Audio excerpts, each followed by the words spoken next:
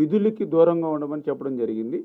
అంచేత అది రద్దవుతే మీరు చెప్పినట్లుగా పునరుద్ధరించడం మాట వస్తుంది. అంచేత వాళ్ళు కంటిన్యూషన్‌లో ఉన్నారు. అయితే కొంతమంది ఈ వైఎస్ఆర్‌సీపీ ఒత్తిళ్ళకి లొంగి వాళ్ళ ప్రెషర్ తోటి కొంతమంది రాజీనామాలు కూడా చేసినటువంటి పరిస్థితి కూడా మా దృష్టికి వస్తూ ఉంది. అయితే ఇవన్నీ కూడా మేము మళ్ళీ రివ్యూ చేసుకుని డిపార్ట్మెంట్ పరంగా కూడా రివ్యూ చేసుకుని అసలు ఎంతమంది ఉన్నారు, ఎంతమంది రాజీనామాలు చేశారు, ఎవరు ఎట్లా ఉన్నారు ఏంటనేది కూడా మళ్ళీ డిపార్ట్మెంట్ పరంగా రివ్యూ కూడా చేసుకుని అయితే మేము మాత్రం ఆ రోజు ఒక మాట ఇచ్చాము, వ్యవస్థను కొనసాగిస్తాము, అదేవిధంగా ఇంటింటికి పింఛన్లు అందజేస్తామని చెప్పాం.